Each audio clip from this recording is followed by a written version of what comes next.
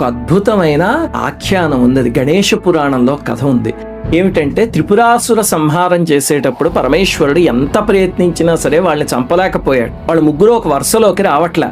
అప్పుడు బ్రహ్మగారు, స్వామి గణపతిని పూజించకుండా ఎంత బృహత్ కార్యాన్ని ప్రారంభించావు, నీకేనా నాకేనా ఎవ్వరికైనా ఆది పూజ స్వామికే కదా అంటే, అప్పుడు పరమేశ్వరుడు అవును కదా అని చెప్పి గణపతిని పూజించడానికి ఒక మండపాన్ని సిద్ధం చేసి మూర్తిని పెట్టబోతూ ఉంటే సాక్షాత్ గణపతి వచ్చి వాళ్ళ నాన్నగారి దగ్గర కూర్చున్నాడు. సరే, ఆయన పూజించి అంతా అయ్యాక నైవేద్యం సమర్పిస్తే గణపతి స్వీకరించలే. ఏది ఇచ్చినా వద్దన్నాడు. చివరికి పార్వతీదేవి వచ్చి, ఓహో నా బిడ్డకి మోదకాలంటే ఇష్టం కదా అని తన సంకల్ప శక్తి చేత మోదకాల్ని సృష్టించినా సరే అవి కూడా గణపతి తినలేడు. అప్పుడు ఈశ్వరుడు అసహనంతో, ఏం కావాలి నాయనా నీకు అంటే, నీ తలపండు సమర్పించు అన్నాడు. తండ్రి శిరస్సు కోరడం ఏమిటి?